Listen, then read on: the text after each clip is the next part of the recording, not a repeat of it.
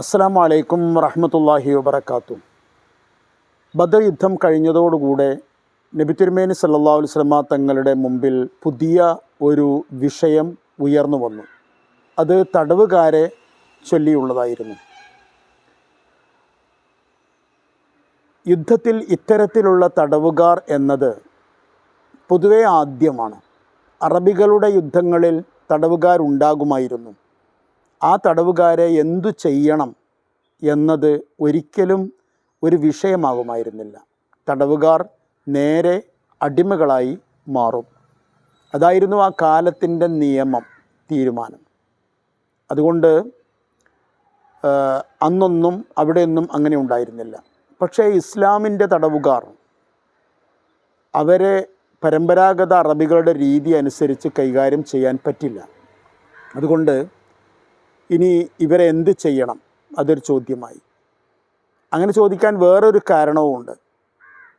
ഇസ്ലാമിൻ്റെ തടവുകാരായതുകൊണ്ട് മാത്രമല്ല, മറിച്ച് ഇവരെ പാർപ്പിക്കാൻ, ഇവരെ പരിചരിക്കാൻ വേണ്ട സംവിധാനങ്ങളോ ജയിലുകളോ മറ്റൊന്നുമില്ല.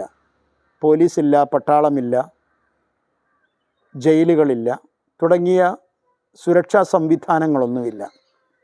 അതുകൊണ്ട് എന്ത് ചെയ്യണമെന്നായി. മഹാനായ നബി സല്ലല്ലാഹു അലൈഹി വസല്ലമ തങ്ങൾ ഇത്തരത്തിലുള്ള പൊതുവായ സാമൂഹ്യ പ്രശ്നങ്ങൾ വരുമ്പോൾ അള്ളാഹുവിൽ നിന്നുള്ള തീരുമാനം വരും, വരാതിരിക്കില്ല.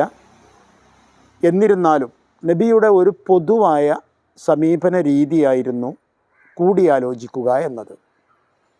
അങ്ങനെ നബി സല്ലല്ലാഹു അലൈഹി വസല്ലമ തങ്ങൾ ഈ വിഷയത്തിൽ എന്തു ചെയ്യണമെന്ന് പ്രമുഖ സഹാബിമാരുമായി കൂടിയാലോചിക്കാൻ തീരുമാനിച്ചു. സ്വാഭാവികമായും ആദ്യമായി ചോദിക്കുക, കൂടിയാലോചിക്കുക മഹാനായ അബൂബക്കർ സിദ്ദീഖ് റളിയല്ലാഹു അൻഹുവിനോടാണ്.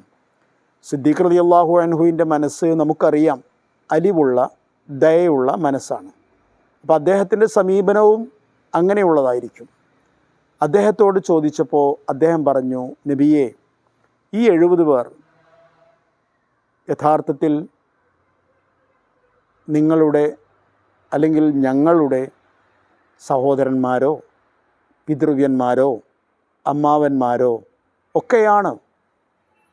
ഇത് പുറത്തേതെങ്കിലും ഒരു രാജ്യത്തിൽ നിന്ന് വന്ന ഭീകരന്മാരല്ല. ഇതൊക്കെ നമ്മുടെ സ്വന്തം ആൾക്കാരാണ്.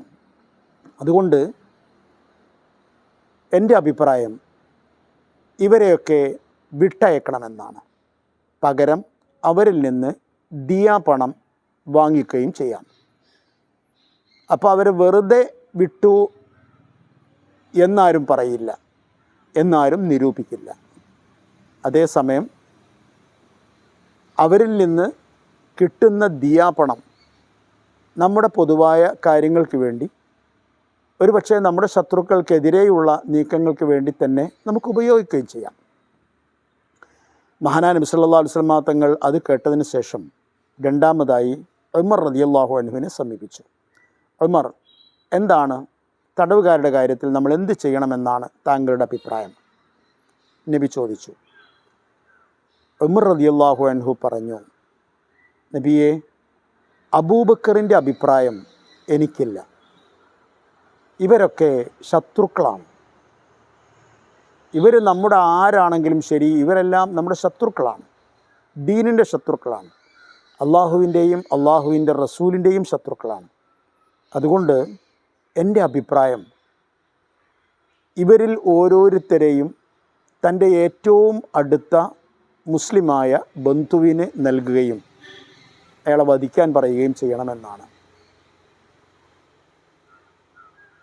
അതായത് ആ കൂട്ടത്തിലുള്ള ബനു ഉദൈ കുടുംബക്കാരുണ്ട് എങ്കിൽ, എൻ്റെ കുടുംബക്കാരുണ്ട് എങ്കിൽ എനിക്ക് തന്നേക്കൂ, ഞാൻ കൈകാര്യം ചെയ്യാം.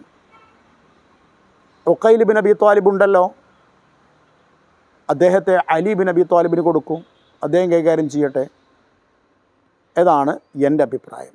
അവർ മാപ്പർഹിക്കുന്നില്ല.